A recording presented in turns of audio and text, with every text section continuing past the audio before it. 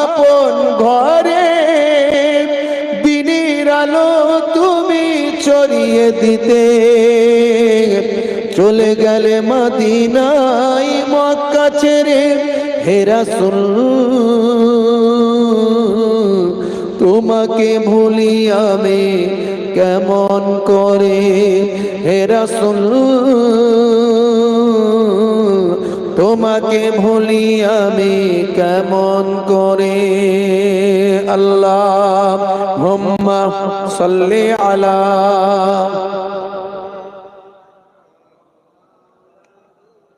ওয়া আলা আলিহি।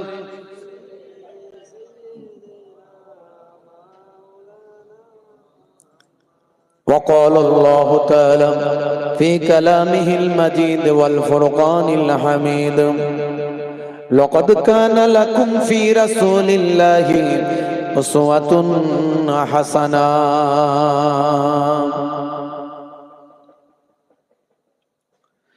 وقال الله تعالى أيضا في كتابه مخبرا: وما رميت إذ رميت ولكن الله رمى.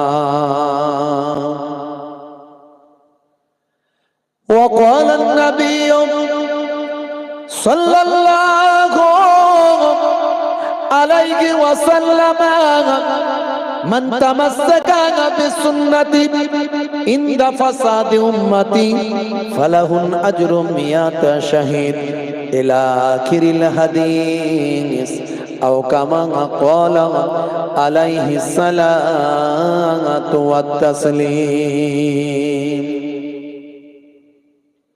وقال النبي صلى الله عليه وسلم: حق المسلم على المسلم خمس: رد السلام وعيادة المريض واتباع الجنائز وإجابة الدعوات وتسمية العاطس إلى آخر الحديث، أو كما قال عليه الصلاة والتسليم. শ্রদ্ধেয় সম্মানীয় মঞ্চ উপবিষ্ট মোহতারাম হযরত ইমাম সাহেব, মাওলানা সাহেব, পাশে আমার পিতৃতুল্য বাপজি বসে আছেন, বিশিষ্ট ব্যক্তিবর্গ অন্যতম। সামনে আমার পিতৃতুল্য বাপজিরা আছেন, অনেক মুরব্বিয়ানেরা আছেন, সামেইন হযরতেরা আছেন, যুবকেরা আছেন, জওয়ানেরা আছেন। এই বামুনগাছি শিখদেশ পুকুরিয়া এলাকার ছোট ছোট বাচ্চারা পর্যন্ত বসে আছে। এই এখানে এলে আমি অনেক বাচ্চাদের দেখতে পাই, এটা আমাকে খুব ভালো লাগে। এই ঘড়িতে বাজছে ধরুন 1:45, কতগুলো বাচ্চা আছে দেখুন, গুনে দেখবেন অনেক বাচ্চা। ওই দেখার ছোট্ট বাচ্চা বসে আছে ওখানে, একদম 1-1.5 বছর 2 বছর বয়সে বসে আছে। এটা অন্য জায়গায় পাওয়া যায় না, এই শিখদেশ পুকুরিয়ায় পাওয়া যায়। এটা আল্লাহর রহমত। তার মানে আপনারা সঠিক শিক্ষায় শিক্ষিত করছেন বাচ্চাদেরকে, এটা আল্লাহর রহমত। দিনের দুনিয়াবি এডুকেশন থাকবে, তার সঙ্গে দিনের এডুকেশন থাকবে। দিনের এডুকেশন দিতে গেলে এইরকম মাহফিলে বাচ্চাদেরকে নিয়ে যেতে হবে, তারাও একটু ওয়াজ শুনবে। মসজিদে হাত ধরে ধরে জুম্মার দিনে নিয়ে যেতে হবে, তারা নামাজ পড়বে, ডিস্টার্বও করবে, হইচই করবে, চেঁচামেচি করবে, রেগে গেলে চলবে না। অনেক মুরব্বী মানুষ রেগে যায়, হ্যাঁ আর মসজিদে কোনোদিন আসবি না। ওই যে ছেলেটাকে বকে দিল, ও বাপের কালার কোনোদিন মসজিদে ভয়ে যায় না। এই জন্য এই মুরব্বীটা গুনাহগার হয়ে যাবে, কারণ বাচ্চাটা তার কারণে আর যাচ্ছে না। ওই বাচ্চারা আজকে ডিস্টার্ব করছে, আজকে অন্যায় করছে, একদিন ওই বাচ্চাটাই আস্তে আস্তে 5 ওয়াক্ত নামাজি হয়ে যাবে। আজকে আমি একটা প্রোগ্রাম করে এলাম, আসলে বামুনগাছি শিখদেশ পুকুরিয়ায় এত আপনারা ভালোবাসা দেন না, আপনাদের ভালোবাসায় মানে আমাকে আপনাদের প্রোগ্রামটা নিতেই হয় প্রত্যেক বছর। আমার ওই ওসি সাহেব আছে না, অফিসার সাহেব, প্রত্যেকবারে এমন করে ধরেন আমাকে, হুজুর নিতেই হবে, আমি আর না করতে পারি না। আমার এই জন্য দেখবেন হয় এখান থেকে হয়ে আমাকে অন্য জায়গায় যেতে হচ্ছে, নাহলে অন্য জায়গা থেকে হয়ে শিখদেশ পুকুরিয়া বামুনগাছিতে ঢুকতে হচ্ছে। আজকেও সে বহু দূরে প্রোগ্রাম ছিল আমার, কোথায় পূর্ব পোলতা, সেই তেতুলিয়া, স্বরূপনগর, হঠাৎগঞ্জ, সারাপোল পার হয়েছে একদম সে বাংলাদেশ বর্ডারের কাছে কাছে বালতি আছে না, তো সেইখান থেকে প্রোগ্রাম করে এলাম। সেখানেও খুব ভালো প্রোগ্রাম হয়েছে আলহামদুলিল্লাহ। আজকে একজন ব্যক্তিকে একটা সাইকেল গিফট করেছে, তারা সাইকেল গিফট করেছে। ওটা হয়তো আমার সোশ্যাল মিডিয়ায় থাকবে আগামী কাল পরশুর মধ্যে, দেখবেন আপনারা। সাইকেল গিফট করেছে কেন? জলসা কমিটি ওই ব্যক্তি তিনি নামাজ ধরেছেন, নামাজের ওয়াদা করেছেন তিনি 5 ওয়াক্ত নামাজ পড়বেন। এই যে 5 ওয়াক্ত নামাজ পড়ার প্রতিশ্রুতি দিয়েছেন, এই জন্য জলসা কমিটি, সভা কমিটি তারা একটা সাইকেল গিফট করেছে। তো এর দ্বারাই যাতে করে মানুষ আরো বেশি বেশি নামাজে উদ্বুদ্ধ হয়। আমি বললাম ঠিক আছে, এটা খুব ভালো হয়েছে। আগামী দিন থেকে আপনারা প্রতিজ্ঞাবদ্ধ করুন যে ছোট ছোট বাচ্চাদের, এর আগে এরকম প্রোগ্রামে আমি অংশ নিয়েছি। এটা আপনার তুরস্কের যিনি প্রেসিডেন্ট বর্তমানে আছেন, হাফিজ রজব তাইয়েব এরদোগান, যাকে সুলতান বলা হয়, সুলতান হাফিজ রজব তাইয়েব এরদোগান, যিনি কওমের জন্য, পিছিয়ে পড়া মানুষের জন্য, দুর্বল মানুষের কণ্ঠ হিসাবে কথা বলেন, অন্যায়ের বিরুদ্ধে প্রতিবাদ করেন। উনি এই সিস্টেমটা চালু করেছেন ওনার দেশে। যে সমস্ত বাচ্চারা 40 দিন 5 ওয়াক্ত নামাজ জামাতের সঙ্গে আদা করবে, তাদেরকে উনি এক একটা করে সাইকেল দেবেন পুরস্কার। তো সেটা আলহামদুলিল্লাহ উনি শুরু করেছেন। আমাদের এখানেও গত 2-1 বছর আগে আমার হাত দিয়ে এরকম প্রায় 30-35টা সাইকেল বিতরণ করা হয়েছে। আমি এর আগে নিজে থেকে করেছি। তো ওই ছেলেগুলো, বাচ্চাগুলো 40 দিন 5 ওয়াক্ত নামাজ পড়লে তাদেরকে সাইকেল দেওয়া হয়েছিল। প্রায় 30-35 জনকে আমার হাত দিয়ে দেওয়া হয়েছিল, আমি দিয়েছিলাম। তো আমি এখানে বলতি, ওনারা বলছে হুজুর আমরাও এটা শুরু করলাম, তবে আমাদের সাইকেল দেওয়ার মতো এত বাচ্চাদের ক্ষমতা নাই। যে সমস্ত বাচ্চারা 5 ওয়াক্ত নামাজ জামাতের সঙ্গে আদা করবে 40 দিন, তাদেরকে আমরা মসজিদ কমিটি, জালসা কমিটির পক্ষ থেকে সুন্নতি পোশাক তাদেরকে আমরা দেব 40 দিন পরে, সবাইকে যতজন নামাজ পড়বে। বলুন সুবহানাল্লাহ। এই যে উদ্যোগগুলো ভালো। আজকে আপনার সন্তানটা যদি নামাজি হয়, শুক্রবারে জুম্মার নামাজ পড়ে মৃত বাপ মা দাদা দাদুর কবরের ধারে গিয়ে একটু দোয়া চাইবে, ওই সন্তানের ওসিলায় বাপ মায়ের কবরের আযাবকে আল্লাহ মাফ করে দেবে। একেবারে হাদিস থেকে প্রমাণ, গ্যারান্টি। আগে সাদকায়ে জারিয়া অনেক হাদিস এসেছে এই ব্যাপারে। ভাইরা আমার, আও তারাকা ওয়ালাদান ইস্তাগফির লাহু বাদা মাউতিহি, এমন নেক সন্তান রেখে যাও যে তার মৃত্যুর পরে তার জন্য ইস্তেগফার করবে, বাপ মা মৃত আত্মীয় স্বজনের জন্য ইস্তেগফার করবে, দোয়া চাইবে, ক্ষমা প্রার্থনা করবে। তার ওসিলায় আল্লাহ মৃত মুরব্বী বাপ মা দাদা দাদির রুহে সওয়াব পৌঁছে দেবে। হে তরুণ যুবকেরা, হে আমার বন্ধুরা, শুনে রেখে দিন বাবা, জেনে রেখে দেন। হে মুসলমান, একটুখানি লক্ষ্য করুন বাবা, আপনাকে আমাকে পৃথিবীর জমিনে আমার আল্লাহ পাঠিয়েছেন প্রকৃত সাচ্চা মুসলমান হওয়ার জন্য। আল্লাহ বললেন বান্দারে, প্রকৃত সাচ্চা মুসলমান হয়ে যাও। ওয়ালা তামুতুন্না ইল্লা ওয়া আনতুম মুসলিমুন, ততক্ষণ পর্যন্ত মরো না যতক্ষণ না সাচ্চা মুসলমান না হয়ে যায়। এ তরুণ যুবকেরা, সাচ্চা মুসলমান হতে গেলে কি করতে হবে?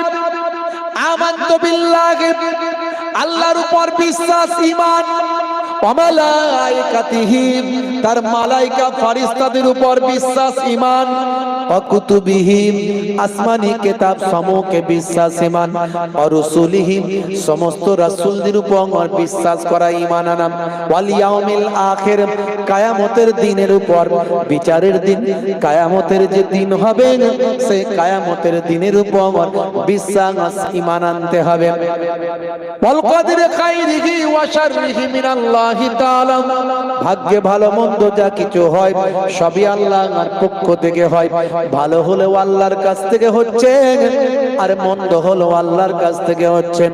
মা মারা গেছে, বাপ মারা গেছে, নিশ্চয় আপনি শোক পালন করবেন। 3 দিন আপনার শোক থাকবে, দুঃখ কষ্ট আপনার মধ্যে থাকবে। স্ত্রী হলে বেশি দিন থাকবে, এইভাবে শোক নিশ্চয় থাকবে। তার মানে এমন শোক আপনার মধ্যে নাই যে মানুষটা খাওয়া দাওয়া ছেড়ে দিয়েছে, মাথা ঠুকছে, ধুলোয় গড়াগড়ি করছে, এইরকম বিশৃঙ্খল পরিস্থিতি ইসলামের মধ্যে নাই। হে তরুণ যুবকেরা, ইসলামের যা কিছু আপনি পাবেন সবের মধ্যে সায়েন্টিফিক বাস্তবতা প্রমাণিত হয়, আধুনিকতা প্রমাণিত হয়, বিজ্ঞান সম্মত প্রমাণিত হয়। আল্লাহ বললেন, হে দুনিয়ার মানুষ শুনে রেখে দাও, তোমাদেরকে আমি আল্লাহ পৃথিবীর জমিনে পাঠিয়েছি আমার নির্দেশ, আমার হুকুমটা মানার জন্য। আল কদরে খাইরিহি ওয়া শাররিহি মিনাল্লাহি তাআলা, আল বাসে বাদাল মউত, মৃত্যুর পর জীবিত হতে হবে। এই এত কিছু বিশ্বাস যদি ঠিকমতো করি, মানি, আমল করি, তবে সচ্চা মুসলমান হতে পারবো। হে তরুণ যুবকেরা, হে আমার বন্ধুরা, শুনে রেখে দিন বাবা, জেনে রেখে দেন, হে মুসলমান, সচ্চা মুসলমান হতে গেলে আপনাকে একদিকে যেমন ঈমান, আর একদিকে তেমন আমল। এই আমলের কমি রাখলে হবে না। শুধু ঈমানকে এনেছি, আমল ও নাই, আবার আমল আছে ঈমান নাই, দুটোই গন্ডগোল। শুধু ঈমানদার হলে হবে না। বা অনেকে বলে আমি নামাজ পড়ি না কিন্তু ঈমান আমার পাক্কা, এমন কথা অনেকে বলে না, বলে না। নামাজ পড়তে পারি না কিন্তু ঈমান আমার পাক্কা। আচ্ছা বলুন তো, নামাজ ছেড়ে দিয়ে ঈমান পাক্কা নিয়ে জান্নাতে যাবে কোন গ্যারান্টি দিতে পারবেন? কোন মাওলানা বলতে পারবে? ঈমান থাকলে নিশ্চয় জান্নাতে যাবেন, কিন্তু জেল খেটে যেতে হবে। আমল নাই, ইবাদত নাই, জেল খাটতেই হবে। আবার যদি বলেন আমার আমল আছে কিন্তু ঈমানে গড়বড়, তো রোল নাম্বার ফাঁকা, ও আমল নিয়ে কোনো কাজেও লাগবে না। তাহলে দুটোই লাগবে আপনার। হে তরুণ যুবকেরা, হে আমার বন্ধুরা, শুনে রেখে দিন বাবা, জেনে রেখে দেন, তাহলে ঈমানকে মজবুত করবেন। মজবুত করার পরে এবার আমলের দিকে মনোনিবেশ করবেন। আমলগুলো আমার আল্লাহ বলছেন, বান্দারে, হে দুনিয়ার মানুষ শুনে রেখে দাও, মা খালাকতুল জিন্না ওয়াল ইনসা ইল্লা লিয়াবুদুন। আমি জিন জাতি এবং মনুষ্য জাতিকে কেবলমাত্র আমার ইবাদতের জন্য সৃষ্টি করেছি। ইবাদত ছাড়া অন্য কোন উদ্দেশ্যে আমি আল্লাহ তোমাদের পাঠাই না। ইবাদত মানে শুধু নামাজ নয়, ইবাদত মানে শুধু রোজা নয়, ইবাদত মানে শুধু হজ যাকাত নয়, ইবাদত মানে শুধু তেলাওয়াতে কালাম পাক নয়। আপনি ঘুমাবেন সুন্নতের তরিকায় ঘুমালে ওটা আপনার জন্য ইবাদত। আপনি পানি পান করবেন, ভাই আমার সুন্নতের তরিকায় পানি পান করলে ওটা আপনার জন্য ইবাদত। আপনি হাসবেন, হাসবেন যখন নবিয়ানা তরিকায় হাসবেন, হাসলেও সওয়াব। আপনি যখন কাঁদবেন অন্তর থেকে নবীর আল্লাহর দরবারে অন্তর থেকে গুনাহ মাফির জন্য কাঁদবেন, আমার আপনার আল্লাহ আপনার আমার জীবনের করে দেবেন গুনাহ মাফ। আমরা উম্মতে মুহাম্মাদি, হাসলেও সওয়াব, কাঁদলে গুনাহ মাফ। যখন হাসবেন তাবাসসুম হাসি হাসবেন, তাবাসসুম হাসি। তাবাসসুম হাসি কোনটা জানেন? হাসি 3 ধরনের, তার মধ্যে একটা হলো তাবাসসুম হাসি, সেটা হলো মুচকে হাসা। এই মুচকে হাসিটা আমার নবী বড় পছন্দ করতেন। এই হাসিটা যদি আপনি প্র্যাকটিস করতে পারেন, আর নবী হাসতেন বলে আমি হাসছি, নবী এই হাসিটা হাসতেন বলে আমি প্র্যাকটিস করছি, আমি নবী হাসতেন বলে আমি এই হাসিটা হাসছি, এই যদি আপনার চিন্তা ভাবনা থাকে, হাসলেও সওয়াব পাবেন। ভাইরা আমার, শুনেছেন কোনদিন হাসলে সওয়াব পাওয়া যায়? হে তরুণ যুবকেরা, ছোট বাচ্চা যদি পান, বাচ্চাদের সঙ্গে একটু ভালো ব্যবহার করবেন, পোলাইট ব্যবহার। বাচ্চাদেরকে একটু হাসিয়ে দেবেন, বাচ্চাদেরকে একটু ভালোবাসবেন, আদর করবেন, মহাব্বত করবেন। আমার নবী বাচ্চাদের ভালোবাসতেন, আপনি যদি বাচ্চাদের ভালোবাসেন, নবী ভালোবাসতেন, এই নিয়ত করে আপনি ভালোবাসলেন, বাচ্চাদের ভালোবাসলেও সুন্নতের সওয়াবটা আপনার আমার নামাজ আমলে আমার আল্লাহ লিখে দেবেন। হে তরুণ যুবকেরা, হে আমার বন্ধুরা, শুনে রেখে দিন বাবা, বৃদ্ধ বয়স্ক মানুষ দেখলে আপনি শ্রদ্ধা করবেন, সম্মান করবেন, বয়স্ক মানুষদের রেসপেক্ট করবেন। আমার নবী বয়স্ক মানুষদের সম্মান করেছেন। দয়ার নবী বলেছেন যে ছোটদের স্নেহ করে না, যে বড়দের সম্মান করে না, সে আমি রাসূলুল্লাহ আখিরি জামানার পয়গম্বরের সে উম্মত নয়। বড়দের যখন আপনি সম্মান করবেন, নবী করেছেন বলে করবেন, এই চিন্তা ভাবনা যদি আপনার মধ্যে থাকে, সম্মান করা হবে, সুন্নতের সওয়াবটা আপনার নামাজ আমলে আমার আল্লাহ দান করে দেবে। তাহলে সবের মধ্যে ইবাদত। আমরা মনে করি শুধু নামাজই ইবাদত, শুধু রোজাই ইবাদত।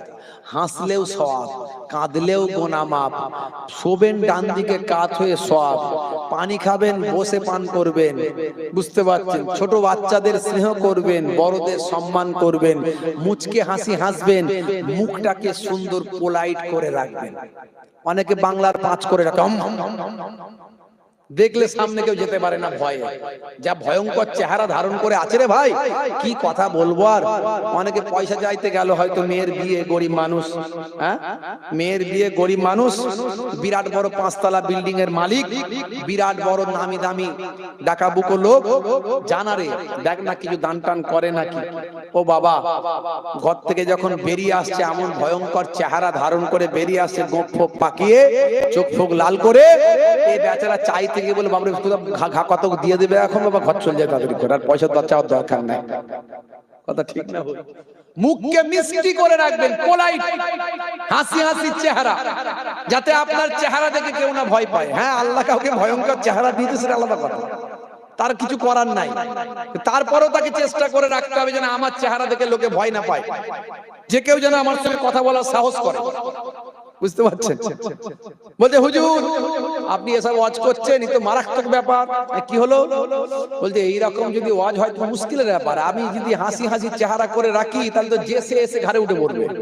কেন না, এখনকার দিনকাল খুব খারাপ। হুজুর বলে না, মানুষ প্রশ্রয় দিলে মাথায় ওঠে, উপকার করলে তোষামত ভাবে, সুপদেশ দিলে ঘুরে বসে, আর সুখের কথায় হিংসা করে, দুঃখের কথায় সুযোগ খোঁজে, এইসব সব আছে না সব বানানো গল্প টল্প লেখা।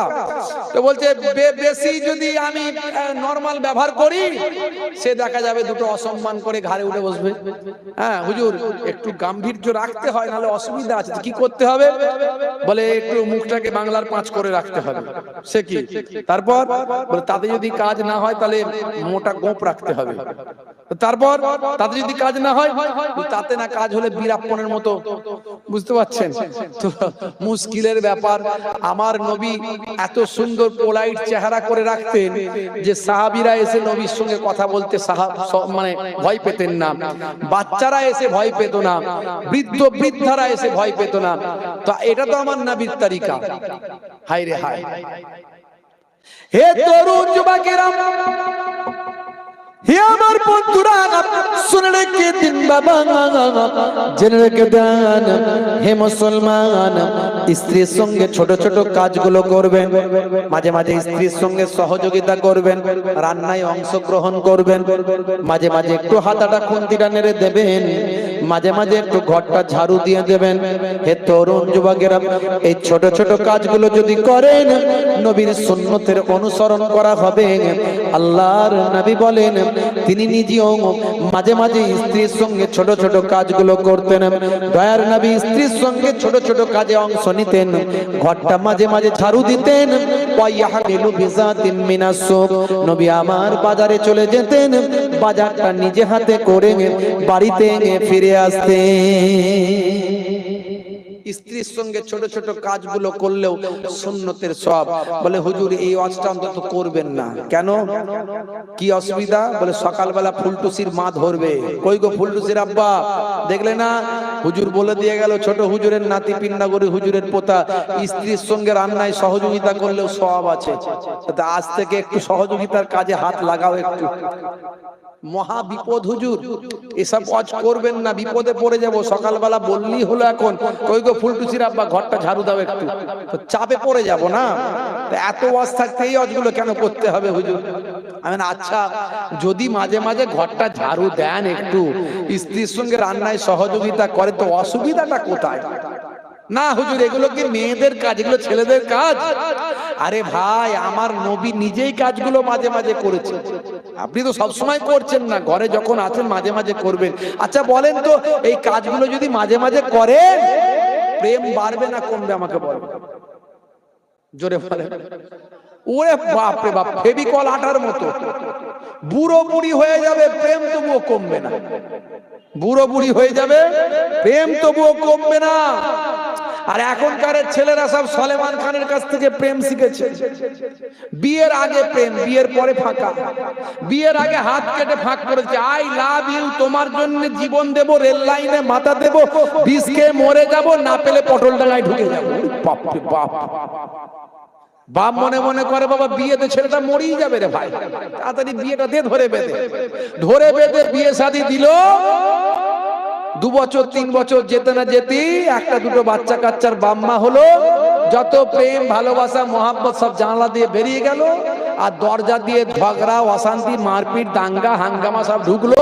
রাত্রি 9টা 10টার পরে দেওয়ালের পাশ দিয়ে ঘরের পাশ দিয়ে যদি যায়, গুবগা ভীষণ ঢাসাম 220 440 আওয়াজ হয়। কি হলো রে বাবা, লেগে আছে খেল।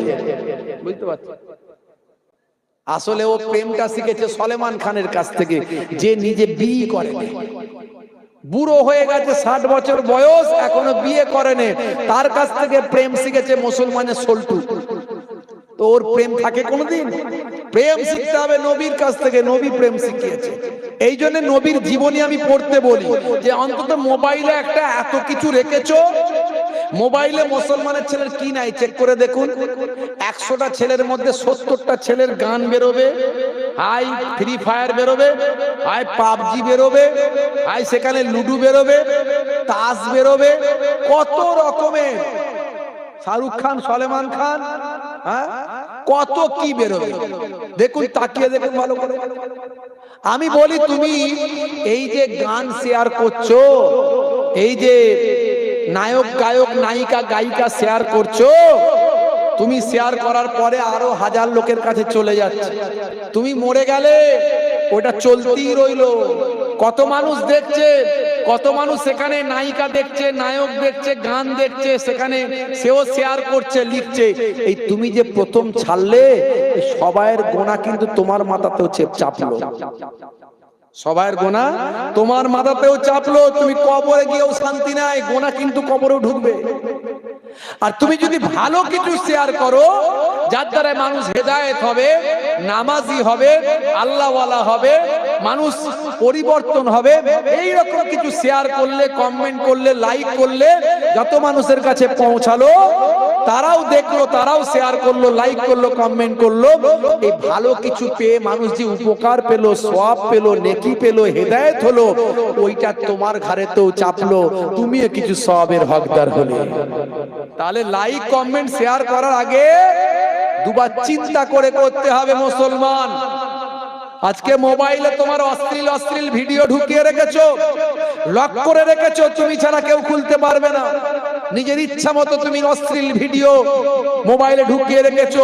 আল্লাহ না করুন, খোদা না করুন, আপনি মারা গেলেন, হে যুবক, তুমি মারা যাওয়ার পরে তোমার এই মোবাইলটা ইমাম সাহেবের হাতে যাবে, মাওলানা সাহেবের হাতে যাবে, তোমার বড় ভাইয়ের হাতে যাবে, তোমার আব্বার হাতে যাবে। মোবাইলটা যখন খুলে দেখবে অশ্লীল ভিডিও ঢুকিয়ে রেখেছো, তখন তোমার সম্মানটা কোথায় থাকবে? একবার মরে গিয়েও অসম্মানিত হবে। হে যুবক, আজ থেকে মোবাইলে ভালো কিছু রাখো। মোবাইলটা হলো বিশেষ ইম্পর্টেন্ট জিনিস, এসেনশিয়াল, প্রত্যেকের কাছে আছে, একজনের কাছে মনে বাদ নাই এখনকার যুগে। মোবাইলটাকে ইউটিলাইজ ঠিকভাবে করো। মোবাইলটা ব্যাড ইউটিলাইজ হলে এই মোবাইলটা টানতে টানতে জাহান্নামায় ঢুকিয়ে দেবে। আর মোবাইলটা যদি গুড ইউটিলাইজ করো, মোবাইলটায় কোরআন মাজিদ ঢোকানো যায়, মোবাইলটায় কোরআন মাজিদ রাখা যায়, হাদিস পাক রাখা যায়, নবী পাকের জীবনী রাখা যায়, মোবাইলটায় নামাজ শিক্ষা রাখা যায়, মোবাইলটায় অনেক ভালো ভালো কথা রাখা যায়, ওয়াজ রাখা যায়, নাত রাখা যায়।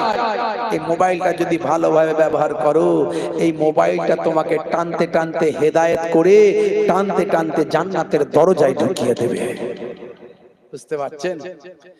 হে তরুণ যুবকেরা, হে আমার বন্ধুরা, শুনে রেখে দিন বাবা, জেনে রেখে দেন হে মুসলমান, কাল কিয়ামতের দিনে আল্লাহর দরবারে কোনো মিথ্যা কথা চলবে না, কোন রকম মিথ্যা অভিযোগ করে কেউ পার পাবে না।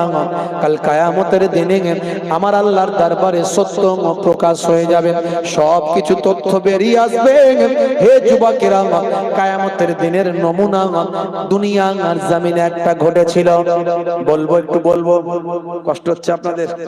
একটু হ্যাঁ হুদান, কষ্ট হচ্ছে? আচ্ছা, কারা কারা চান না হাত তুলে দেখান তো দেখি। এত মানুষ চান না সত্যি কি জি? আমি বলেছি কারা কারা চান না, কজন হাত তুলে দিয়েছেন? মানে ঝোঁকে ঝোঁকে উঠে গেছে না, রাত বেশি হয়েছে না? আচ্ছা, মাশাআল্লাহ। তো বেশি সময় নেব না, ছোট করে একটু বলি। হে তরুণ যুবকেরা, হে আমার বন্ধুরা, শুনে রেখে দিন বাবা, জেনে রেখে দেন কিয়ামতের নমুনা হযরতে নবী দাউদ আলাইহিস সালাম কিয়ামতের নমুনা দুনিয়ার জমিনে দেখিয়েছিলেন। তার উম্মতদের বললেন, হে উম্মতেরা, কিয়ামতের নমুনা আমি তোমাদের দেখাবো ঈদের মাঠে, ঈদের দিনে ঈদগাহে ঈদের নামাজের পরে তোমাদেরকে আমি নবী দাউদ কিয়ামতের নমুনা দেখাবো। হে তরুণ যুবকেরা, হে আমার বন্ধুরা, শুনে রেখে দিন বাবা, জেনে রেখে দেন হযরতে দাউদ আলাইহিস সালাম। বন্ধুরা আমার, তরুণ যুবকেরা, দাউদ নবীর জামানায় একটা ঘটনা ঘটেছিল। একজন ধনী মানুষ ছিলেন, সেই ধনী মানুষটার একটা সুন্দর গাভী ছিল, গরু ছিল। এই গাভীটাকে সে ভীষণ ভালোবাসত, মহাব্বত করত, বিভিন্ন অলংকারে সজ্জিত করে রাখত। এই গাভীটা হঠাৎ করে একদিন তার বাড়ি থেকে হারিয়ে যায়। গাভীটা হারিয়ে, বন্ধুরা আমার, তরুণ যুবকেরা আমার, গাভীটা হারিয়ে গেছে। হে তরুণ যুবকেরা, ওই ধনী মানুষটা গাভী খোঁজা শুরু করলো, কোন জায়গায় খুঁজে পেল না। খুঁজে না পাওয়ার কারণে ভীষণ টেনশন, চিন্তার মধ্যে পড়ল। চারিদিকে খোঁজ খোঁজ খোঁজ খোঁজ খোঁজা শুরু করলো, কিন্তু কোথাও খুঁজে পাচ্ছে না। আর একটা ঘটনা ছিল, এই সময় একজন বৃদ্ধা মহিলা তার একজন যুবক ছেলেকে নিয়ে গভীর জঙ্গলের ভিতরে একটা হুজরা করে বসবাস করত। হযরত নবী দাউদ আলাইহিস সালামের জামানায় গভীর জঙ্গলের ভিতরে একজন বৃদ্ধা তার একটা যুবক ছেলেকে নিয়ে বসবাস করত। এই যুবক ছেলে এবং বৃদ্ধা এতটা আল্লাহওয়ালা মানুষ ছিল, তারা আল্লাহর উপর এতটা নৈকট্য স্থাপন করেছিল, আল্লাহর প্রতি এতটা তাদের ভরসা ছিল, শরণাপন্ন হয়েছিল, এতটা আল্লাহর উপর তারা নিজেদের আত্মবিসর্জন দিয়েছিল যে আমার আল্লাহ তাদের ইবাদতে সন্তুষ্ট হয়ে তাদের হুজরার বাইরে একটা কুদরতি নহর বহন করে দিয়েছিলেন। সেই নহরের পানি পান করে তারা তেষ্টা লাভ করত। এমনকি আমার আল্লাহ ওই নহরের পাশে একটা কুদরতি ক্ষমতা আনার গাছ, বেদানা গাছ আল্লাহ কুদরতি ভাবে লাগিয়ে দিয়েছিলেন। সে প্রতিদিন সকালবেলা ওই বেদানা গাছে কয়েকটা বেদানা ফলিয়ে রাখতেন। ওই বৃদ্ধা মহিলার তার যুবক সন্তান, ওই বৃদ্ধা মহিলার ওই যুবক সন্তান ওই বেদানা গাছ থেকে বেদানা তুলে সকালবেলা তাদের দিনটা আসুদা, তাদের ক্ষুধা নিবারণ করতে।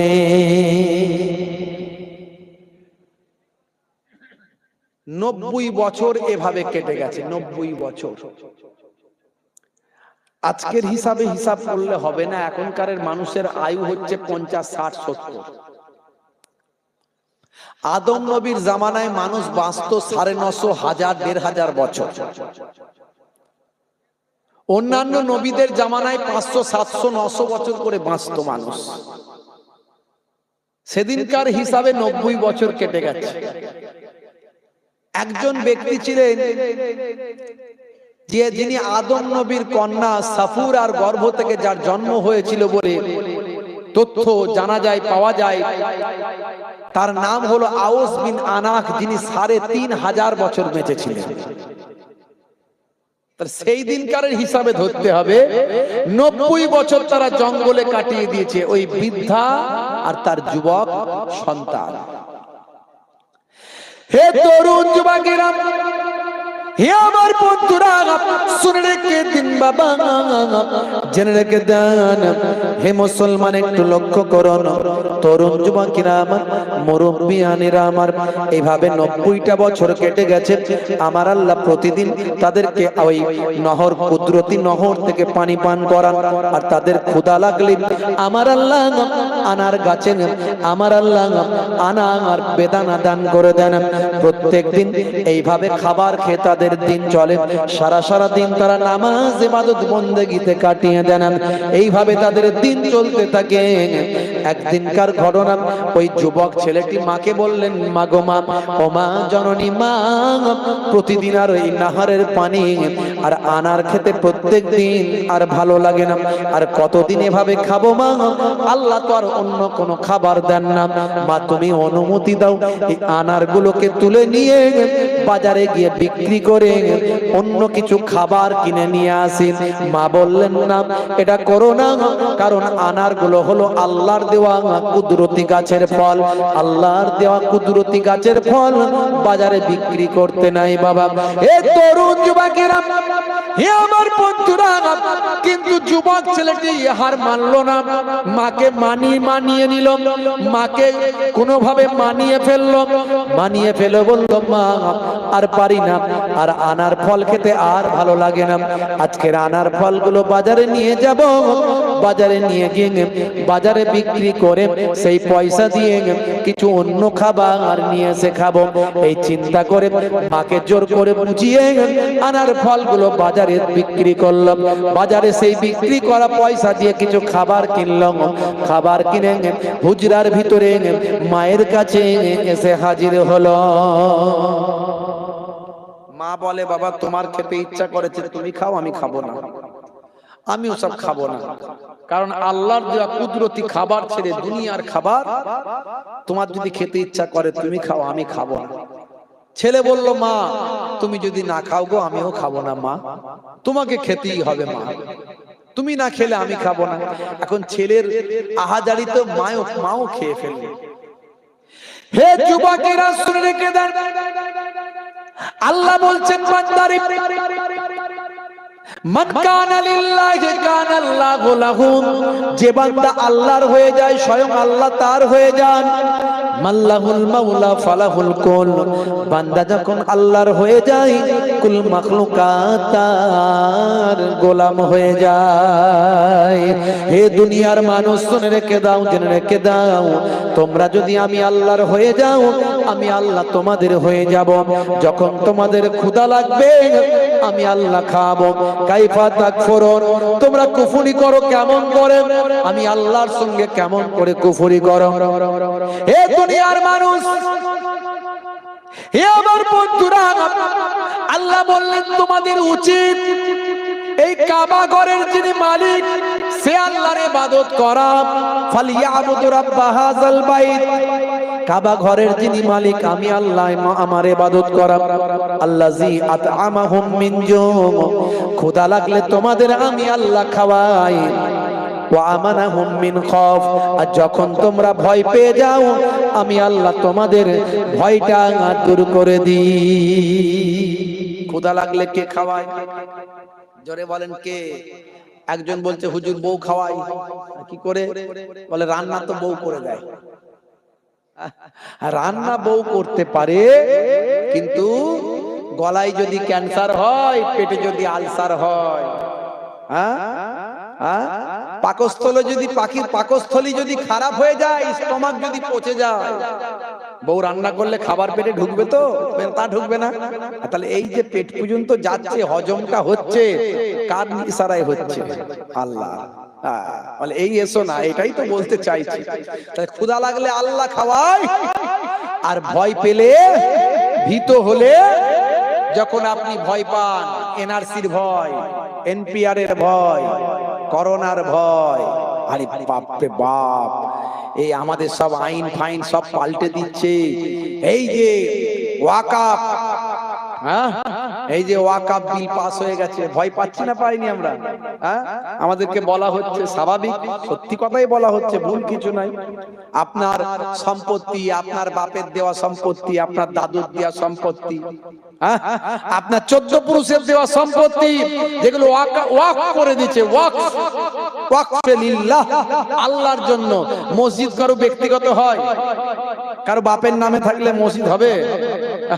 ওয়াকফে লিল্লাহ করতেই হবে। এই যে কবরস্থান, আপনার 14 পুরুষের দেওয়া সম্পত্তি, কবরস্থান সব আপনার, আপনার পূর্বপুরুষ হাজার হাজার বিঘে সম্পত্তি দিয়ে গেছে। এই যে আপনি কলকাতায় যাবেন, ইডেন গার্ডেন থেকে শুরু করে, ভাই আমার মহাকরণ থেকে শুরু করে ধর্মতলা চত্বরের অনেক জায়গা সব ওয়াকাফের সম্পত্তি। আরো পশ্চিমবঙ্গের হাজারো হাজারো সম্পত্তি আছে। ভাই আমার রেলের সম্পত্তি 1 নাম্বার, 2 নাম্বার হচ্ছে সেনাবাহিনীর সম্পত্তি 2 নাম্বার, 3 নাম্বারে আছে ওয়াকাফের সম্পত্তি। জোরে বলুন সুবহানাল্লাহ। এই সম্পত্তি যদি ঠিকভাবে ব্যবহার করা হতো, আমার আপনার পূর্বপুরুষ যা দিয়েছিল মুসলমানদের হিতের জন্য, ব্যবহারের জন্য, এই সম্পত্তি যদি ঠিকভাবে ইউটিলাইজ করা হতো, মুসলমানদের ভিতরে কেউ গরিব থাকতো না, সব পাকা বাড়ি থাকতো, একটাও গরিব বাড়ি কারো থাকতো না। বুঝতে পারছেন? দুবেলা দুমুঠো খাওয়ার জন্য কারো অসুবিধা হতো না, ঘরে বসে বসে রুজি ইনকাম হতো, যদি ঠিকভাবে ইউটিলাইজ হতো। হয়নি, তার কারণ এখানে আমাদেরও দুর্বলতা আছে, আমরা আমাদের সম্পত্তি ধরে রাখতে পারিনি। বুঝতে পারছেন?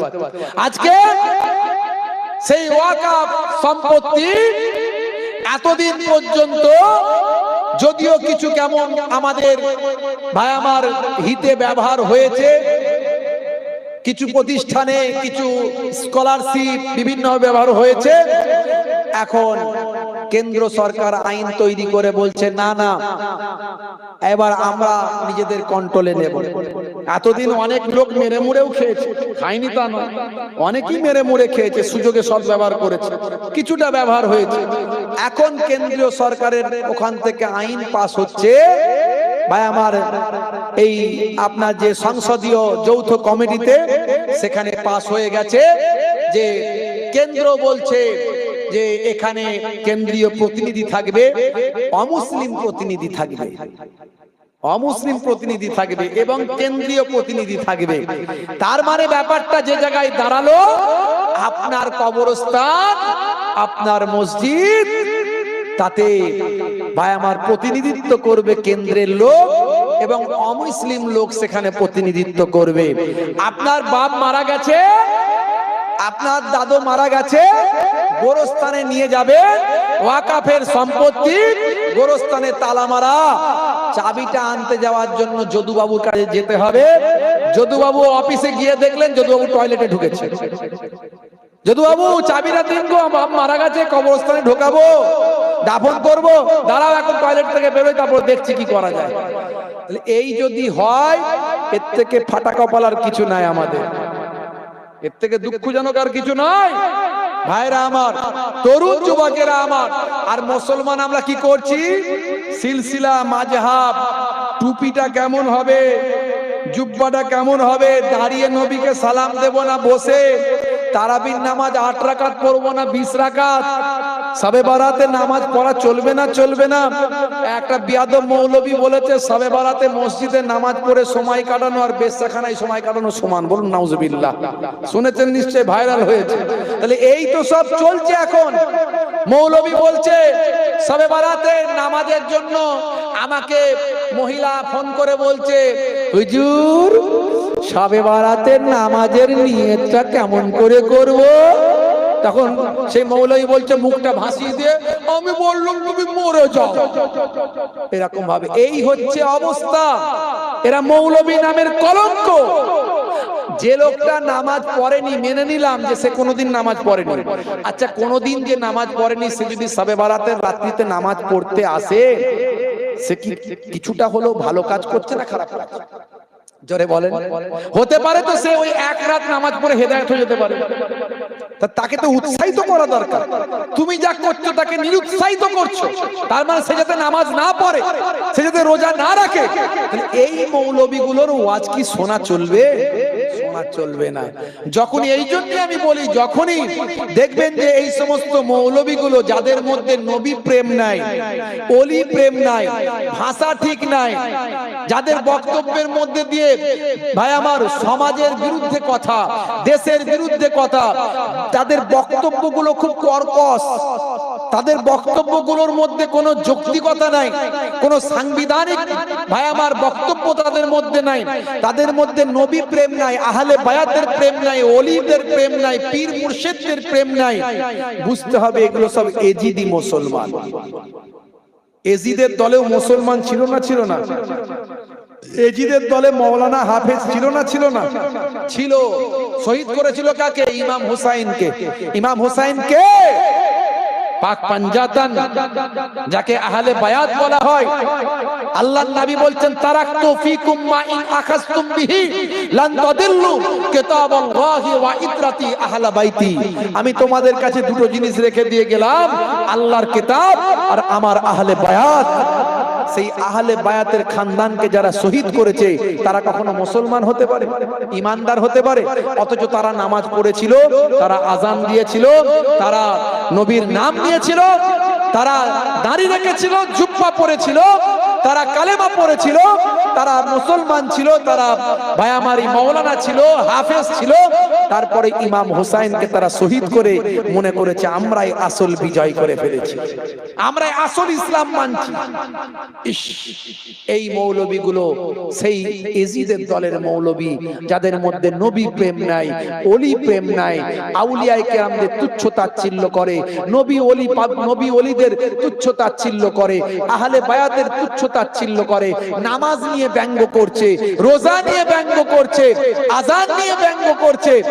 এদের থেকে আমাদের সাবধান থাকতে হবে। বন্ধুরা আমার, তরুণ যুবকেরা আমার, মুরব্বিয়ানেরা আমার, আমি এই ওয়াকাফ নিয়ে দু চার লাইন লিখেছিলাম, তাই হাহাকার হাহাকার হাহাকার হাহাকার, অশুভ শক্তির বিনাশ চাই, মুহিবুল্লাহ বলছে তাই, দেশ গড়তে উন্নতিতে এই স্লোগান তোলা চাই। অশুভ শক্তির বিনাশ চাই, মুহিবুল্লাহ বলছে তাই, দেশ গড়তে উন্নতিতে এই স্লোগান তোলা চাই।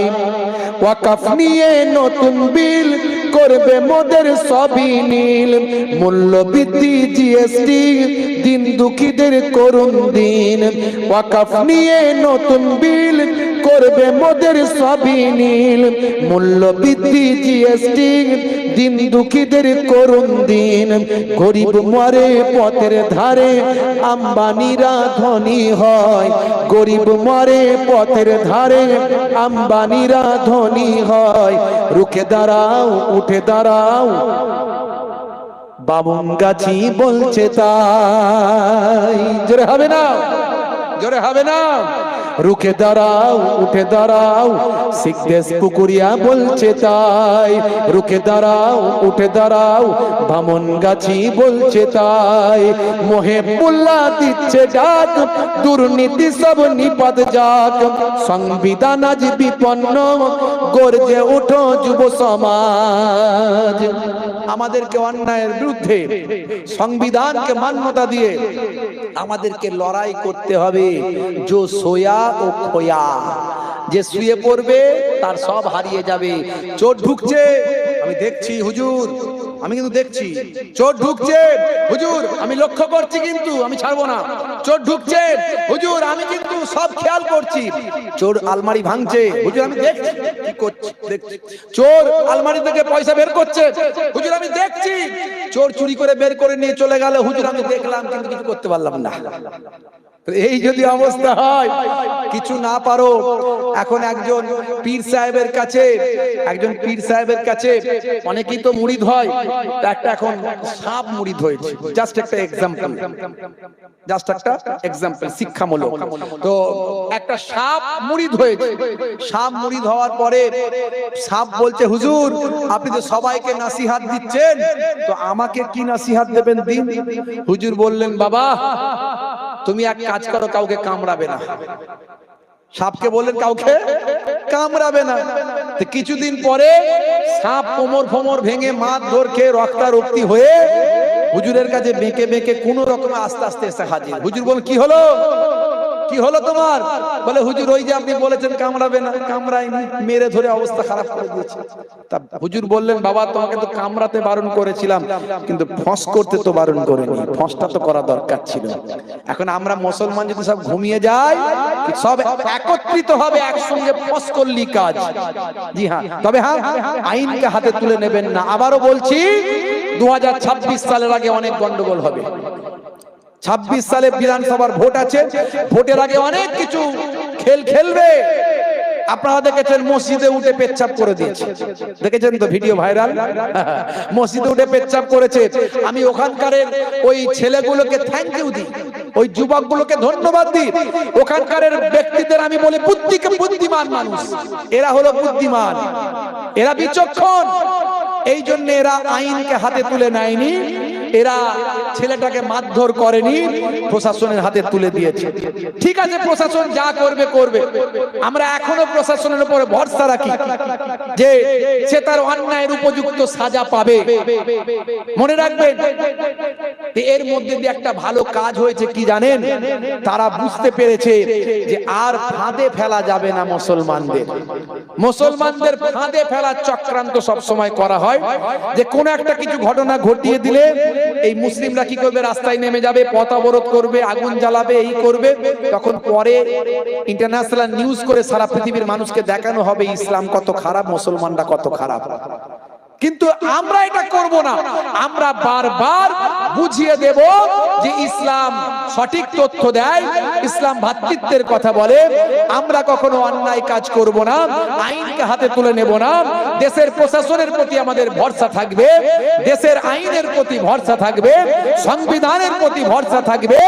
আর আমরা বিশ্বাস করব যে সংবিধান আমাদের অধিকার দেবে, প্রশাসন আমাদের অধিকার দেবে, প্রশাসন অন্যায়ের সঠিক বিচার করবে। দেশের যে ক্ষমতাশীল সরকার আছে, সেই সরকার ন্যায্য অধিকার দেবে, ন্যায্য বিচার করবে।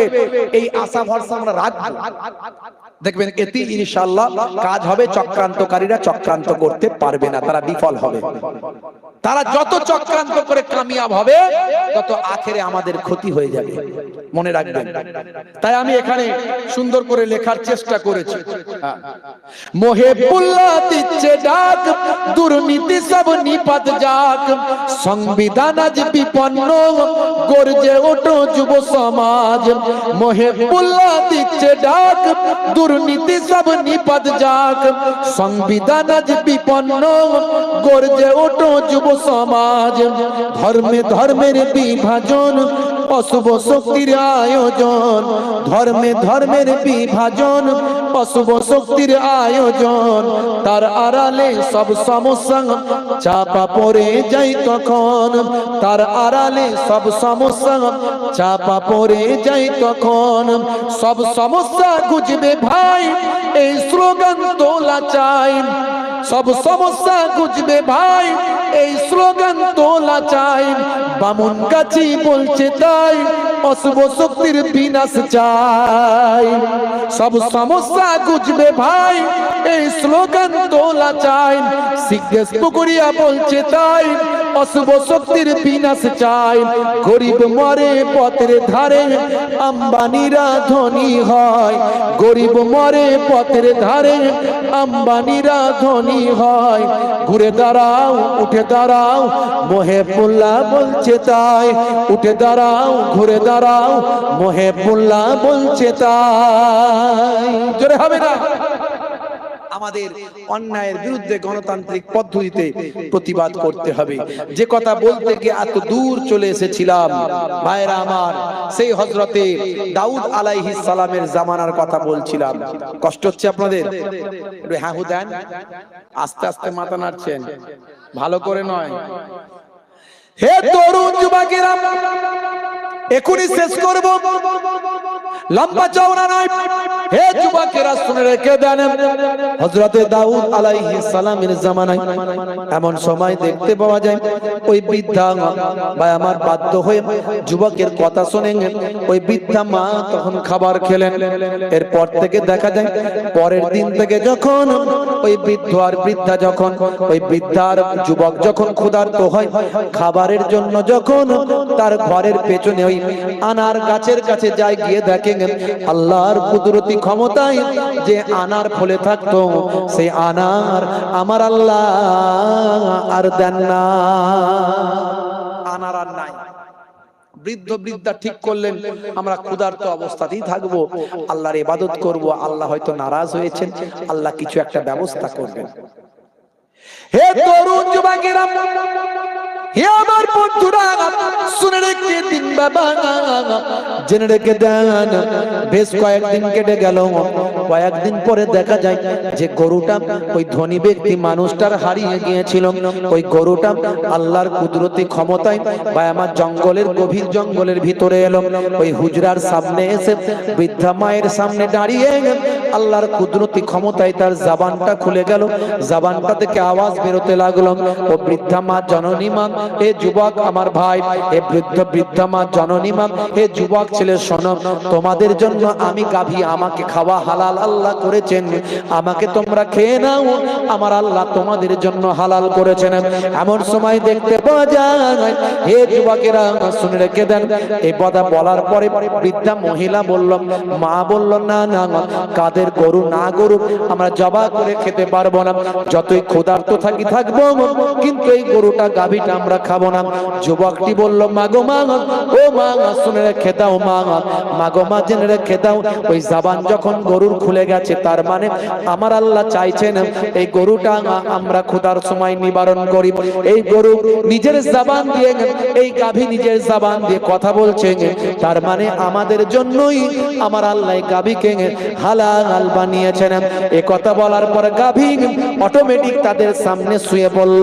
ওই যুবক ছেলে যা কিছু করার যাবা করলো, খাবার দাবার তৈরি করার করলেন, সব কিছু ব্যবস্থা করে তারা তাদের ক্ষুধাটা নিবারণ করলেন, তারা ক্ষুধা নিবারণ করলেন। এমন সময় ওই বড় লোক ধনী মানুষটা কি করলো, একজন জাসুসি মহিলা ঠিক করলো যে প্রত্যেকের ঘর থেকে ইনকোয়ারি করবে যে ওই গাভী কে খেয়েছে, ওই গাভী কে খেয়েছে। ওই জাসুসি মহিলা, যে সিআইডি মহিলা বলেন আর সিবিআই মহিলা বলেন, মানে যে জাসুসি করে আর কি, তো ইনকোয়ারি করে, ইনকোয়ারি করা ওই মহিলা প্রত্যেকের ঘর সার্চ করে বুঝতে পারলো, খবর নিল, ইনকোয়ারি করে তথ্য নিল যে না এখানে কেউ নয়। খুঁজতে খুঁজতে সে জঙ্গলের ভিতরে ওই হুজরার সামনে গিয়ে দেখলো একটা গাভীর ছাল পড়ে আছে, কিছু হাড় হাড্ডি পড়ে আছে, বুঝতে পেরে গেল। তাদের সঙ্গে থাকলো, গল্প করলো, তাদের কাছ থেকে ভাই আমার গোস্ত খেলো, খেয়ে এসে ওই ধনী মানুষটিকে বলল আমার পুরস্কার দাও, তথ্য নিয়ে এসেছি। তথ্য নিয়ে এসেছো? হ্যাঁ। পুরস্কার নাও, এই নাও তোমাকে এত পুরস্কার দিলাম, বলো আমার গাভী কে খেয়েছে। না, জঙ্গলের ওই বৃদ্ধা মহিলা তার যুবক ছেলে তারা দুজনে খেয়েছে, আমি সব তথ্য নিয়ে এসেছি। তখন ওই ভাই আমার ধনী মানুষটি চলে গেল নবী দাউদ আলাইহিস সালামের কাছে। দাউদ নবীর কাছে গিয়ে বলল, হুজুর বিচার করে দিন, বিচারটা করে দিন। হে তরুণ যুবকেরা, ওই ধনী মানুষটাকে দাউদ নবীর কাছে গিয়ে বলল, হুজুর ওই জঙ্গলের ভিতরে বৃদ্ধা এক মহিলা থাকে, তার একটা যুবক থাকে, তারা বরং অন্যায়কারী, তারা চুরি চামারি করে, এটার সম্পদ ভক্ষণ করে, আমার গাভীটাকেও তারা খেয়েছে, তাদের বিরুদ্ধে বিচারটা করে দিন। গাভী তারা খেয়েছে।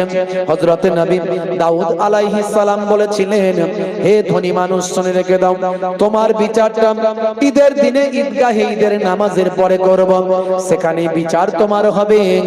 হে যুবকেরা শুনে রেখে দাও, সেদিনে কিয়ামতের একটা নমুনাও সকলে দেখতে পাবে। বন্ধুরা আমার, তরুণ যুবকেরা আমার, শুনে রেখে দেন, এমন সময় ঈদের দিন আসলো।